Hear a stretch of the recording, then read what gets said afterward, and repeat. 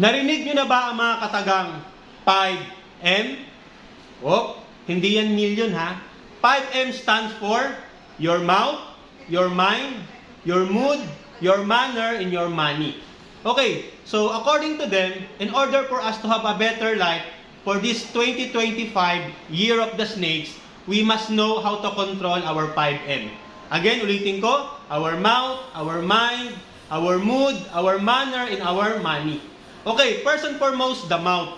So, syempre, ika nga nila, ang bibig daw ay minsan nakakasakit, minsan nakaka-motivate. So, before we speak, dapat alam natin na hindi tayo nakakasakit ng damdamin o kung sino mang taong nakapaligid sa atin. So, we must have to control our mouth. Second thing is our mind. So, our mind is the most powerful, di ba? Makapangyarihan ng isip o utak natin. So, dapat alam natin kung anong dapat magiging positibong resulta sa mga dapat ginagawa natin sa buhay. So, utak yan. Third one is our mood. So, syempre, as a human being, you must know how to translate, transfer, or you must know how to, we call that, from negative to positive. Dapat mag-ano ka ng mood mo. Kung minsan negative ka, kailangan mong i-ensure na ma-replace yan into positive. So, dapat makontrol mo yung mood mo. At the same time, your manner. So, mas maganda kung mas marespeto tayo sa mga taong nakapaligid sa atin, hindi lang sa mga taong mas mataas sa atin.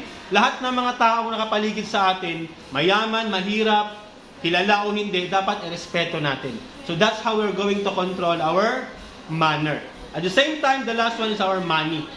So, pera. So, in 2025, dapat we only spend kung ano mang talagang needs natin. Diba? Hindi lang yung wants. Dapat yung needs natin. Ano ba talaga importante?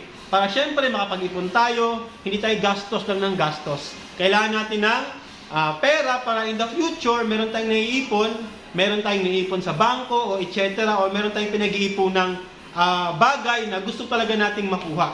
Huwag lang yung puro wants lang. Dapat yung needs talaga unahin natin. Okay? So in order for us to have a better life this 2025, remember, we must have to control our 5M. Alitin ko, it's not a million. 5M stands for our mouth, our mind, our manner, our mood, and our money.